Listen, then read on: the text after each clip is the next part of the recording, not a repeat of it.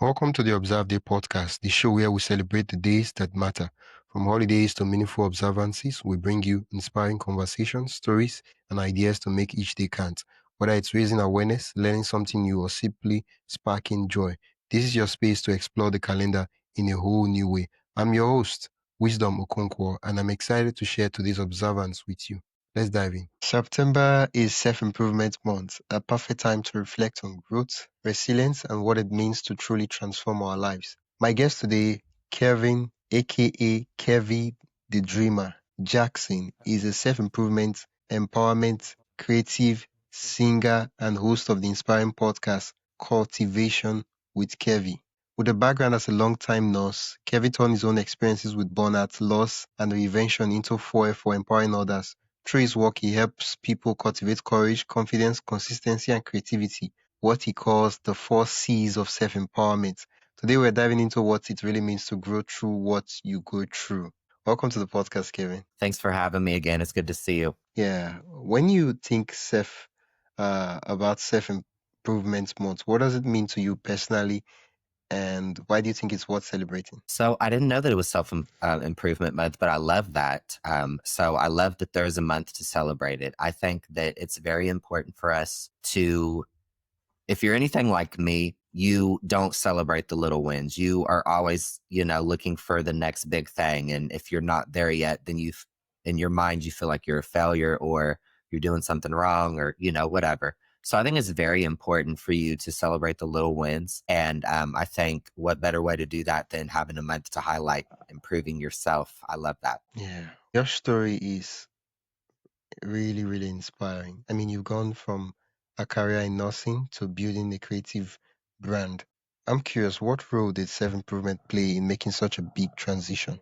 So wanting to be better, wanting to grow, but also giving myself grace along the way has been the balance that I've been looking to find. So I have to have that anyway, taking care of people as a Yeah, caregiver for being a nurse. And it's easy for me to do these things for other people, but it's hard for me to do this for myself. And I think we're all a lot like that. It's hard for us to give ourselves grace.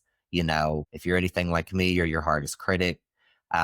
So I think that, again, like giving yourself grace and celebrating those little wins along the way. It's just been something that was much needed. It was something that I really needed to do for myself. And transitioning from, being at the bedside, taking care of people in the hospital when a lot of these people are at their sickest and at the worst point of their lives. yeah, And the majority of them didn't even ask to be there.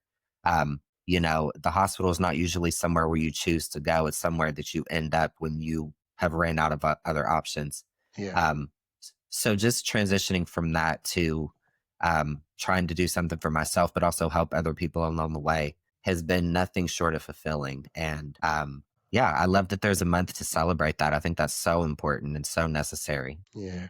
One of the things that strikes me about your motto is you call it growing through challenges. Yes. Can you Oh, I'm share sorry. Go ahead. can you share a story from your own life when pain, setback became a breakthrough moment? Yeah. I was actually talking about this earlier today, so I'm going to be more comfortable talking about it here than I was earlier, but that's not to say that that it's not important to share these stories. So, um, overcoming the difficulty in my childhood and being bullied both from family and, outsiders, it's something that, it doesn't go away, but it's something that it doesn't have to define you and it doesn't have to, um, the sting kind of lessens as you go along and you do the work, whether that's through therapy, whether that's through self-empowerment tools like journaling, what have you, overcoming those things and just trying to, again, not just become your biggest, most, what am I trying to say here? Being the better version of yourself, being the most, whatever you see when you look at the top of the mountain and you're on that journey to try to get up there.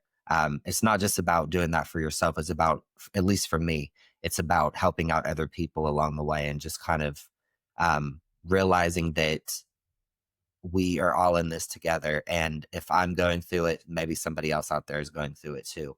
And I'm somebody that I want to pay it forward. I think that, of course, we all go through challenges. So there's a reason that I went through that. So it doesn't have to just be in vain. It doesn't have to just be because I suffered. I can maybe help somebody else that's going through it. Yeah. I hope I answered your question. I rambled a little bit. So my Yeah, apologies. you did. I want to follow up on that question. You know, people, as a general rule, people are bullied because they're different, right? I don't know if you've noticed that. As a general observation, this is not a rule or science. I noticed that people are generally bullied because they're different, right?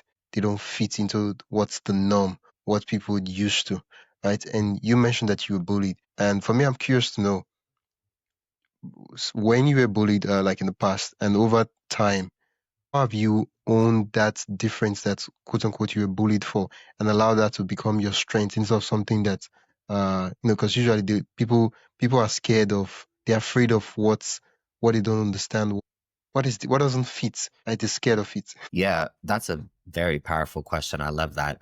When you look back, if you've done the work or even if you haven't done the work, but if you look back and hopefully you're not in the same place that you were, you start to realize, like you said, that it wasn't about you. It felt like it was about you. It felt like people were trying to highlight again your differences, like you said. You don't fit in. You whatever that thing is about you. But when you really look back on it, you start to realize that there was a reason why they were attacking you. There was a reason Mm, why they were, there was something within you. There was something within you that either A, triggered them, it yeah, bothered them, and whatever it was, it bothered them so much that they had to try to attack it to diminish it because it brought something out within them. Or yeah, on the flip side of that, it's something that you are going through. And I think that when we are being cultivated, no pun there, when we're being cultivated, we're basically learning how to own who we are and own our purpose and own all the quirky things about ourselves. So the most important thing that I'll say is that when somebody is attacking you, there's something within you that is important. And there's a quote that I love. It says, thieves only come to loaded vaults. And, yeah, a thief is not going to come and try to steal from an empty vault. Like there's a reason why you're being attacked. You have something very valuable within you. And you have to kind of just take a look from the outside and think, what is it that what is the problem here? But again, it has nothing to do with you. It feels like you are being singled out because, you're whatever you're going through, but it says more about them.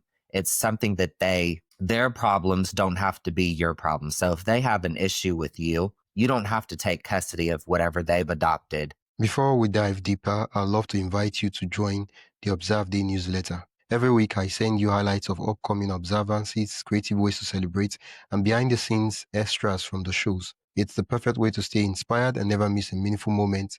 Sign up today at observeday.com/join. That is observeday.com/join. Now, let's get back to the conversation. You can just say, that's something that you got to deal with. I'm not going to make your issue with me my issue.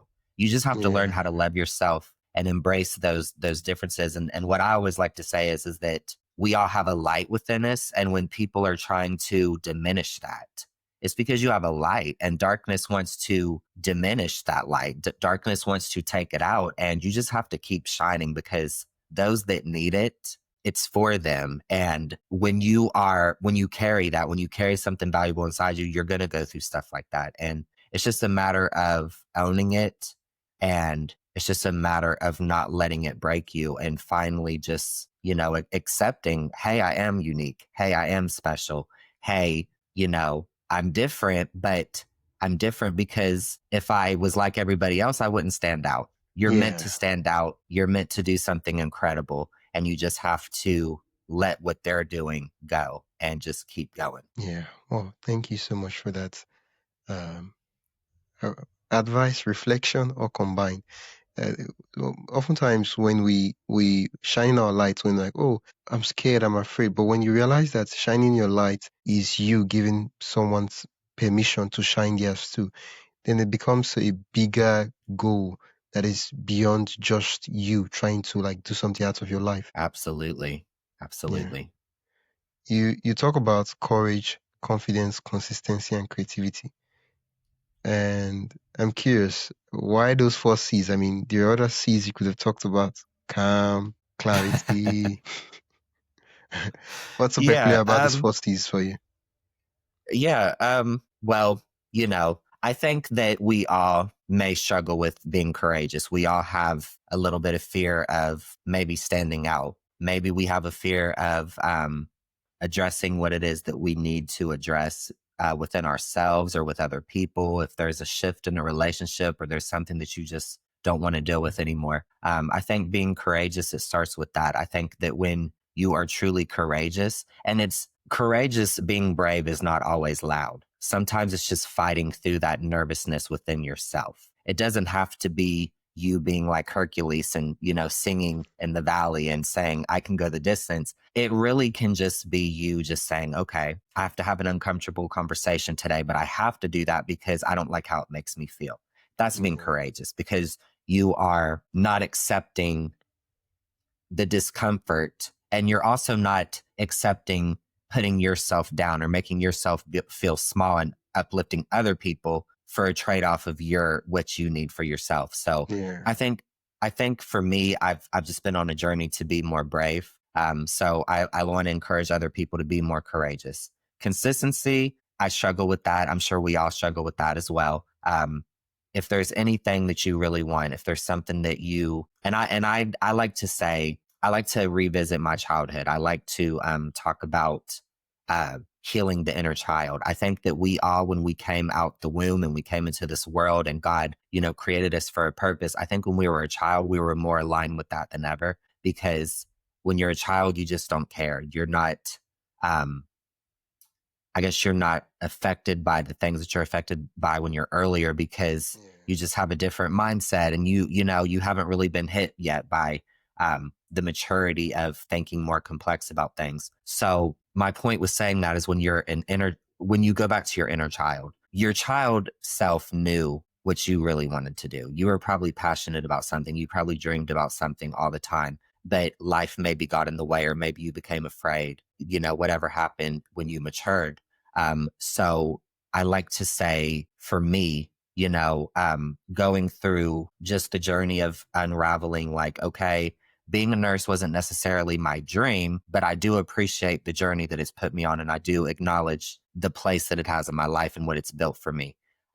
But trying to be consistent and disciplined in trying to unlock the next level of my life, the next phase, has been very difficult.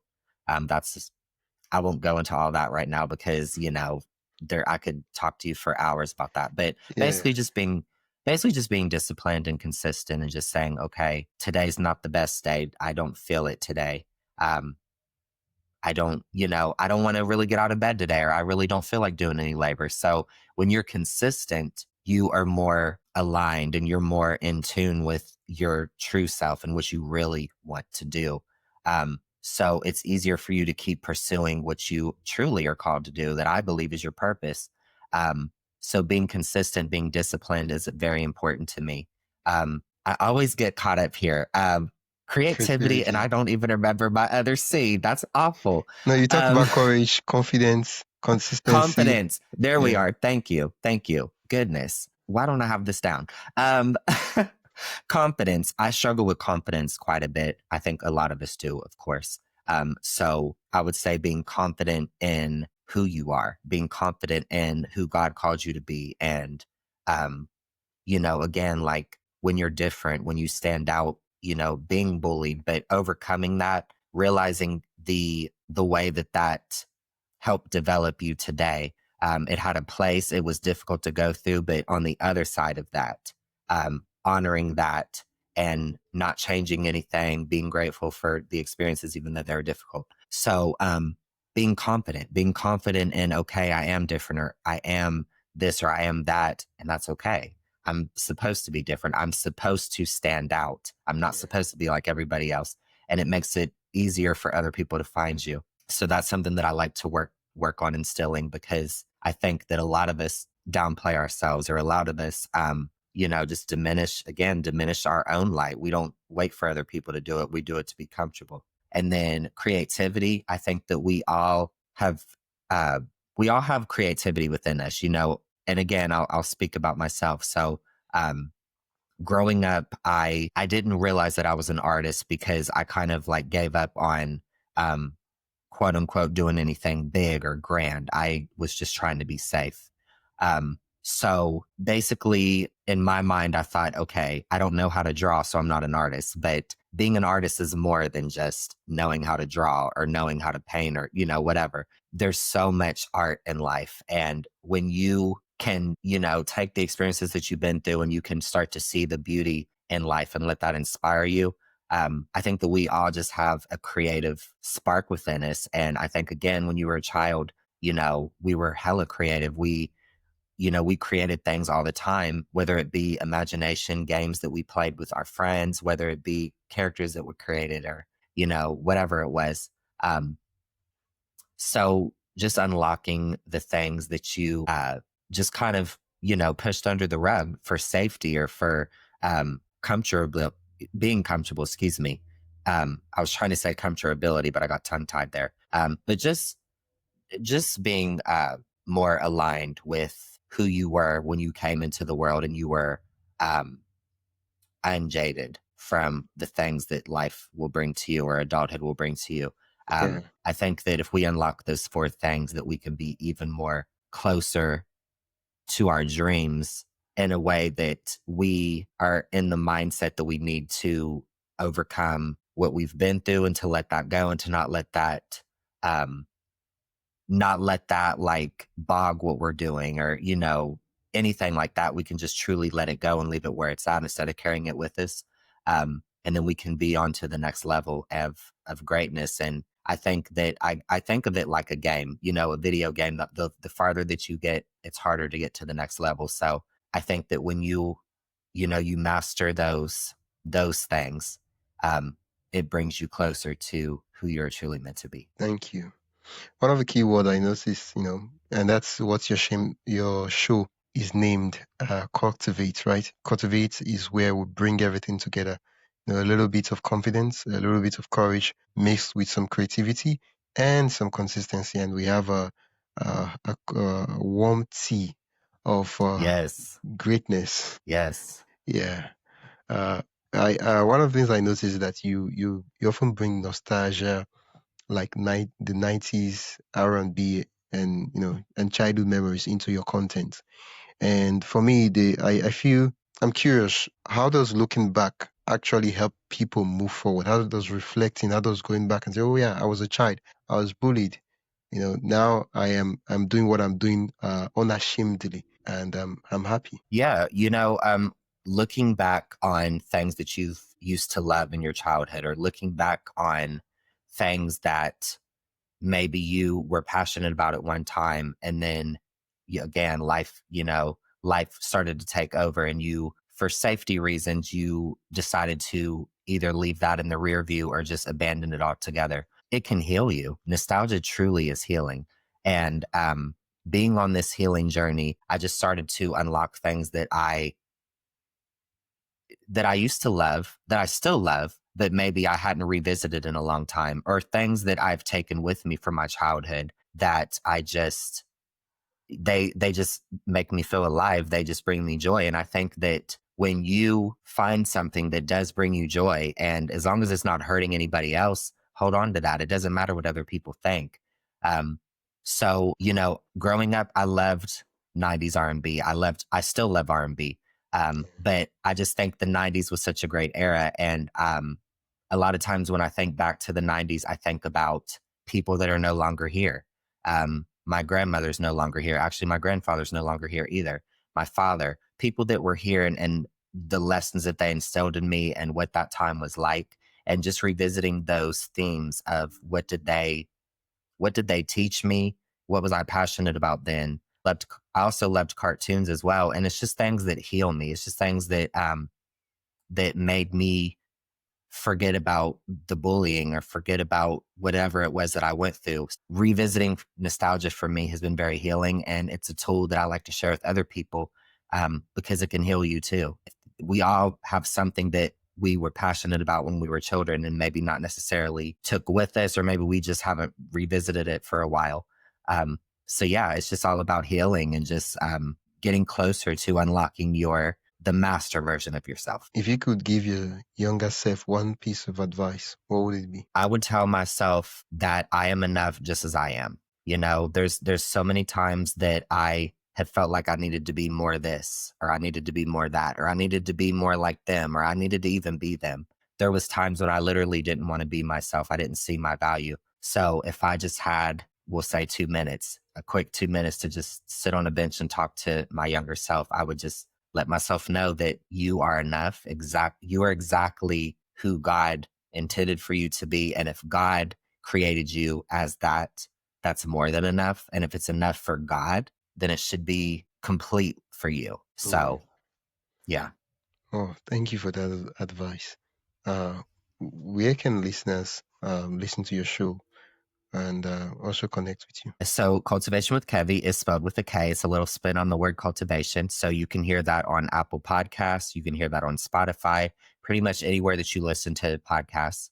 I am soon to be this season launching on YouTube. So, I do have a YouTube channel as well. All of my episodes are also on my website, www.kevythedreamer.com. I'm there in the blog, and you'll have a lot of behind the scenes content, a little bit more about the guests that I had on, things like that. You can follow me on social media at Kevi the Dreamer. I'm most active on Instagram, but I'm pretty much on all of the big platforms. Yeah, Kevi the Dreamer. You look me up, I'll be there. Yeah, well, thank you so much, Kevi. It's been an absolute delight listening to you share your story and also reflect back on what you've learned over the years. Thank you so much. It's always a pleasure to speak with you. It's a pleasure. Thank you so much. That's it for today's episode of the Observe Day podcast. Thank you for spending your time with us as we explore today's observance. If you enjoyed this episode, be sure to subscribe wherever you listen to podcasts and share it with a friend who'd love to celebrate life's special days too. Don't forget to join the newsletter at observeday.com/join for more observance stories, tips, and updates. Until next time, keep finding meaning in every day.